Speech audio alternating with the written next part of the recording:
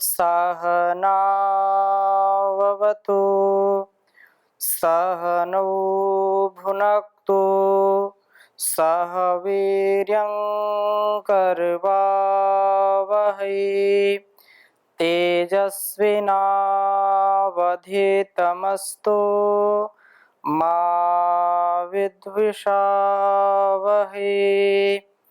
ओम शांति शांति शांति। वैदिक जीवन पद्धति की इस कक्षा में आप सभी का हार्दिक स्वागत है, अभिनंदन है। वेद सब सत्य विद्याओं का पुस्तक है। वेद का पढ़ना, पढ़ाना, सुनना, सुनाना और आचरण में लाना हम सबका परम कर्तव्य। हम इस वेद वाणी को आत्मसात करें, जिससे अपने गुण कर्म स्वभाव को अच्छा बनाएं, अपने जीवन को सार्थक बनाएं, सारे संसार में दिव्यता को फैलाएं। जब हम अपने ज्ञान को अपने अंदर स्थापित कर लेते हैं, ज्ञान के आधान से अपने मन, वाणी और व्यवहार को व्यवस्थित कर लेते हैं, मर्यादित कर लेते हैं, संयमित कर लेते हैं, तो हमारे जीवन में दिव्यता आती है। और जब हमारे जीवन में दिव्यता आती है तो हमारी संगति में जो लोग रहते हैं उनमें भी दिव्यता आती है। हमारे परिवार, समाज और संसार में हम दिव्यता का आधान करने वाले एक बहुत ही यशस्वी योद्धा हो जाते हैं। उस योद्धा को सब नतमस्तक होकर के प्रणाम करते हैं। उस परम पिता परमेश्वर की भक्ति करके हम अपने शक्ति को संचित करें। जो हमारी शक्ति चारों ओर बिखरी हुई होती है उसको हम संचित करके वास्तव में इस धरा पर ही स्वर्ग को ला सकते हैं।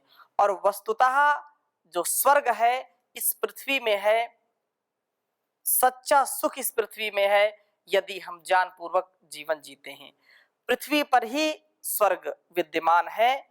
और यदि हम दिव्यता पूर्वक अज्ञानता से विहीन यदि जीवन जीते हैं, तब यदि ज्ञान विहीन हो जाएंगे, अज्ञान से परिपूर्ण हो जाएंगे, तो यह लोक हमारे लिए अकल्याणकारी हो जाएगा, जीवन भी अकल्याणकारी हो जाएगा।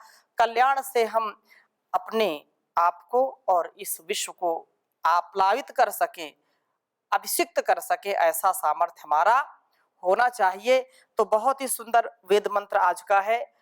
ऋग्वेद के प्रथम मंडल के 164वें सूक्त के 24वें मंत्र को आपके समक्ष आज हम रखेंगे, जिसमें यह विशेष बात कही है कि पृथ्वी पर स्वर्ग है।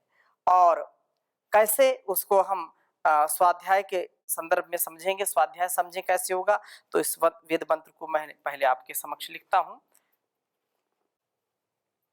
ओम जगता सिंधुम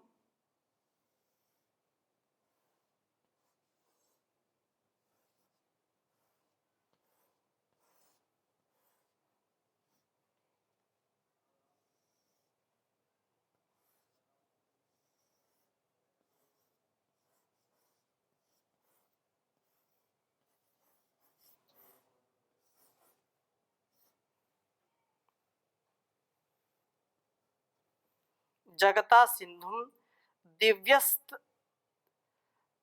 तभयाद रथंतरे।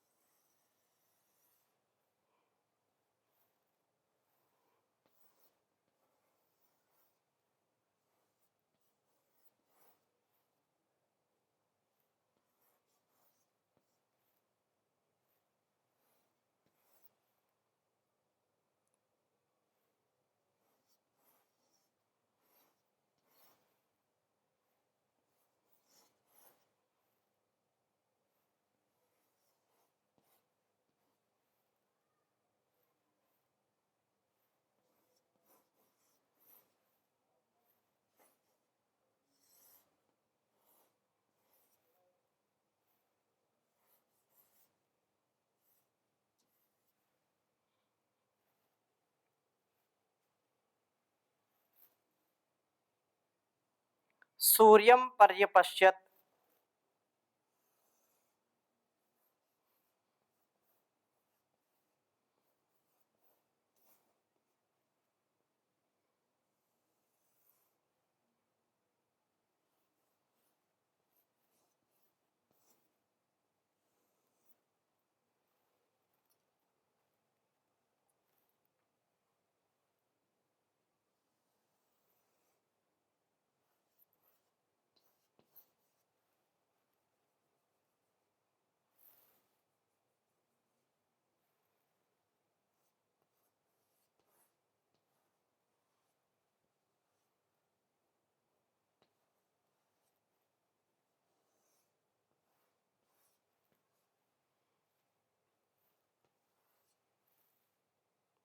गायत्रस्य समिधस्तिस्रा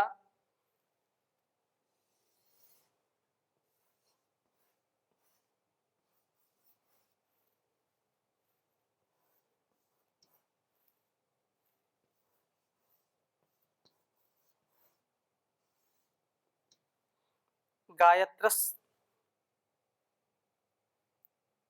समिधस्तिस्रा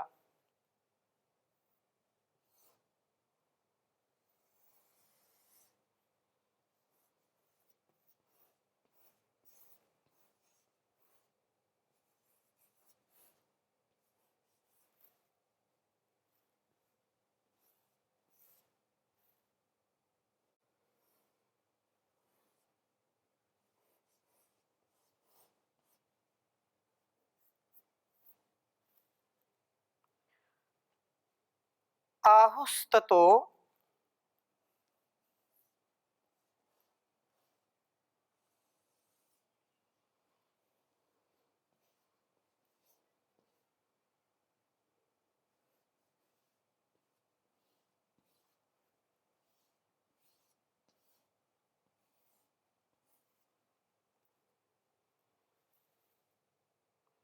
मन्हा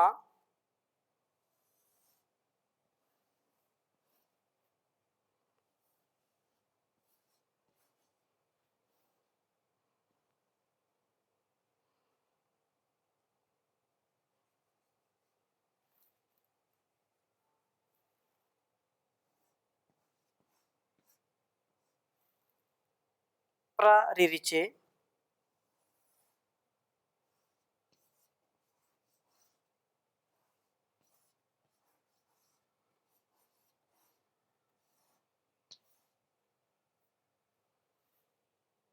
महित्वा।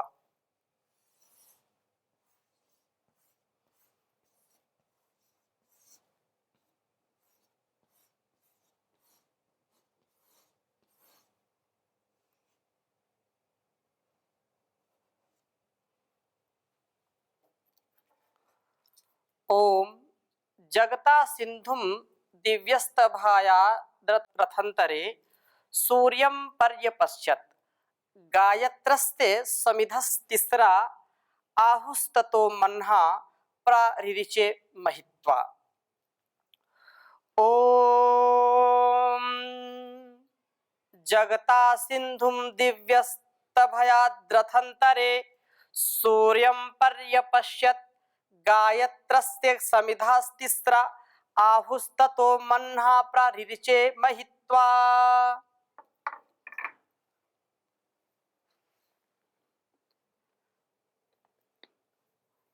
कहा है कि जगता सिंधुम दिव्यस्तभयात् रथंतरे सूर्यं पर्यपश्यत् गायत्रस्य समिधस्तिस्रा आहुस्ततो मन्हा प्ररिरिचे महित्वा। प्रातिभ ज्ञान की प्राप्ति ही ज्ञान की चरम सीमा है। इस बात को मंत्र के रूप में कहा गया है कि जगता सर्वगत सर्वभूतांतरात्मा सर्ववा इदम आत्मा जगत जो प्रभु के द्वारा उपासक सिंधुम अपने ज्ञान समुद्र को अपने ज्ञान सागर को, क्योंकि ये वाणी हमारी ज्ञान की जो है विशेषता को जतलाने वाली है, अर्थात वाग वही समुद्रा कहा है। वाणी मानो की समुद्र के समान है। अर्थात मन समुद्र से चक्षु, दिवलोक दिवी जो कहा है, दिवलोक में अर्थात सर्वोच्च शिखर पर अस्तभायत थामता है। अर्थात इस प्रातिभ ज्ञान के द्वारा जीव का जो ज्ञान उच्चतम शिखर पर पहुंच जाता है। इसका परिणाम संजानम परस्पर मेल होता है। सब प्रकार के द्वेष और मन के मलों को समाप्त करके व्यक्ति जब ज्ञान प्रधान हो जाता है, और केवल जानना ही नहीं, जब हम किसी भी व्यवहार के विषय में, किसी भी कार्य के विषय में, सदकर्म सद्धर्म के विषय में हम जब ज्ञान प्राप्त करते हैं और वैसा जब जीते हैं, तो हमारा स्वयं का चित्त निर्मल हो जाता है। और हमारे निर्मल चित्त के द्वारा जो हमारे अंदर का कलमश है, जो कलुष भावनाएं, कलुषित जो हमारी भावनाएं हैं, उन कलुषित भावनाओं को दूर हम कर देते हैं। कलुषित भावनाओं को दूर करके हम सचमुच स्वर्ग में अवस्थित हो जाते हैं, जहां पर किसी प्रकार का कोई भी दोष नहीं रह जाता है, जहां पर निष्कलंक, निर्मल और निर्द्वंद अहंकार होकर के व्यक्ति जीवन जीता है, वहां ही स्वर्ग की स्थापना हो जाती है। स्वर्ग और नरक दोनों यहीं पर हैं। यदि हम अंदर से कलुषित हैं, हमारी भावनाएं दूषित हैं, हमारे अंदर राग द्वेष छल कपट काम क्रोध की वासनाएं सदा प्रबलता के साथ हमको गिराती रहती, दुखी करती रहती हैं, और हम भी दूसरों को उन्हीं भावों को जी करके दूसरों को और पूरे वातावरण को जो दूषित करने का काम करते हैं, तो मानो कि हम इस संसार में जहां पर भी हैं नरक का जीवन जी रहे हैं और नरक में सबको बना रहे हैं। आशय ये है इस मंत्र का कि हमको उस परमात्मा के द्वारा जो ज्ञान मिला है, उसको, जो ज्ञान समुद्र, जो वाणी है हमारी, ये वाणी ही जो व्यवहार का साधन है, इस वाणी में अत्यंत प्रीति पूर्वक, न्याय पूर्वक, धर्म पूर्वक जीवन जीने का जो संदेश वेदों से मिलता है, उसको हम आत्मसात करें, मन से भी और वाणी से भी। मनसा वाणी और कर्मणा, कर्म में भी मनसा वाचा कर्मणा जो बात कही है कि तन मन हमारा निर्मल हो, और ये कहा कि वह वास्तव में स्वर्ग में अवस्थित हो जाता है। इस ज्ञान को प्राप्त करके मनुष्य रथंतरे, इस पृथ्वी पर ही रथंतरम हीयम पृथ्वी, कहा कि सूर्य, जो सूर्यम स्वर्ग को, स्वर्गो वै लोकाः सूर्यो ज्योतिरुत्तमम पर अपश्यत, चारों ओर देखता है। मनुष्य के ज्ञान प्रधान बनने पर वह आनंदमयी स्थिति में पहुंचता है। ज्ञान से निष्कामता आ जाती है और निष्कामता से स्वर्ग की प्राप्ति होती है। जब हम अपने निष्काम भाव से बिना किसी छल कपट के इस जीवन को जीने का प्रयास करते हैं, तो वास्तव में हमारा जीवन सार्थक होता है। यही इस वेद मंत्र का अभिप्राय है कि आप अपने जीवन को सुव्यवस्थित करिए, संतुलित करिए और सजगता से, पवित्रता से जीने का प्रयास करिए, जिससे परस्पर हम निष्काम भाव से कलह क्लेश को दूर करके अंदर और बाहर से पवित्र होकर के परस्पर प्रेम में जी करके स्वर्ग का स्थापन करें। जब पारस्परिक द्वेष शून्य हो जाते हैं, तो उससे मनुष्य भूमंडल पर स्वर्ग को ही उतरा हुआ देखता है और देखेगा भी। यह ज्ञान जिसका परिणाम स्वर्ग है, गायत्र से उत्पन्न हुआ था। गायत्र से उपासना, उपासना से शांति, शांति से ज्ञान। इस ज्ञान क्रम में जो तीसरा जो ज्ञान सिंधु का आदि स्रोत गायत्र यज्ञ ही कहा है, तो गायत्र से इस यज्ञ की समिधा, दीप्ति के साधन तीसरा 3 आहु कहे हैं। यज जो यज धातु के जो 3 विशेष अर्थ हैं, देव पूजा, संगतिकरण और दान, 3 अर्थों में प्रयोग किया गया है। तो उन 3 समिधाओं का संकेत है और उन 3 संकेतों में हमको जो 3 उत्तम शिक्षक हमारे अंदर ज्ञान का आधान करते हैं, उनमें माता, पिता, गुरु अर्थात जो हमारे आचार्य हैं, अतिथि और परमात्मा, इन 5 जो देवता हैं, इन यज्ञीय जो कर्म हैं और यज्ञीय कर्म में जो दिव्यता का आधान और कराने वाले हैं माता, पिता, गुरु, आचार्य तथा परमात्मा। अतिथि भी अतिथि देवो भव कहा है, तो अतिथि देवो भव से हमारा प्रत्येक कार्य जो है वो संपन्न होगा। और इन 5 देवों की पूजा करके अर्थात यथा योग्य इनका सत्कार करके संगतिकरण, इनके प्रति अपने दान और समर्पण से ज्ञान अग्नि को हम प्रदीप्त करें।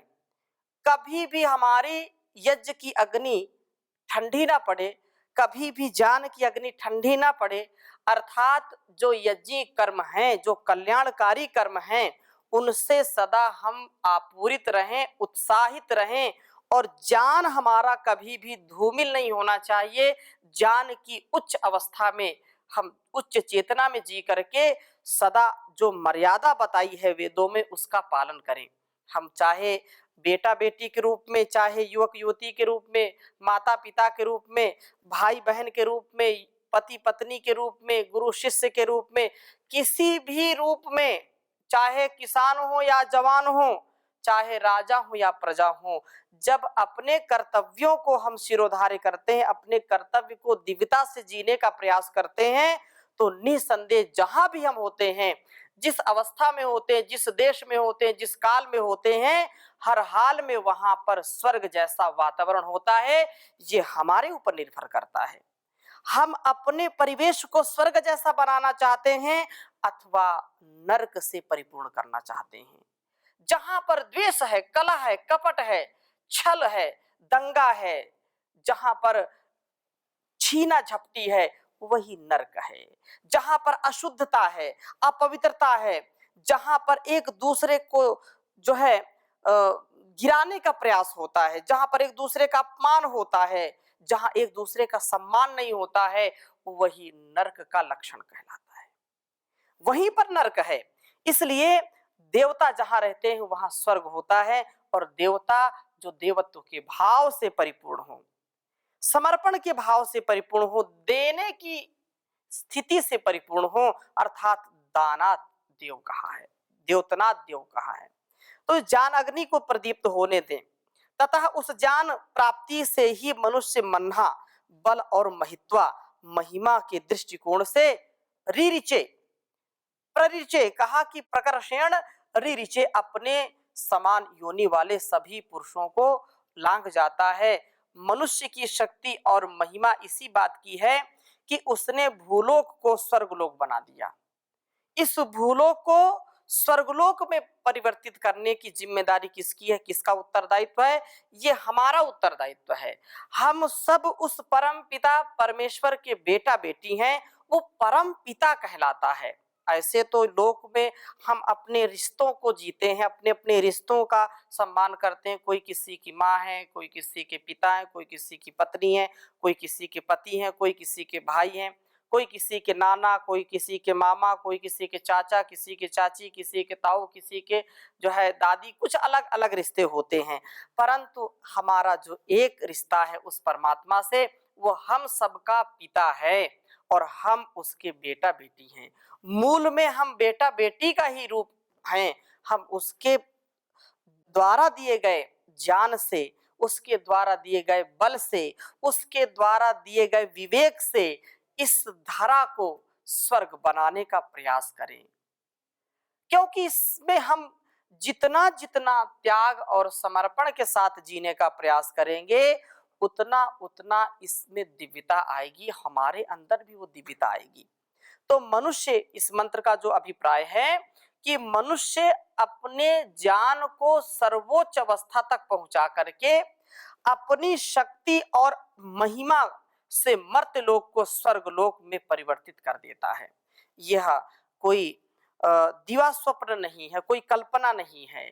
हम अपने अपने विचारों को देखें, अपने अपने संकल्पों, अपने अपने संस्कारों का अवलोकन करें कि जहां पर हम जाते हैं, जो दिव्यता से परिपूर्ण व्यक्तित्व होता है, उसकी उपस्थिति मात्र से वहां पर शांति का आधान होता है, मन भी शांत होता है उनकी सन्निधि में और हम कृतज्ञ हो जाते हैं।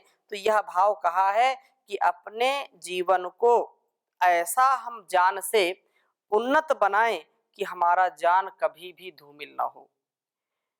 ज्ञान का जो अपने जीवन में आधान करता है वो कभी उलझनों में फंसता नहीं।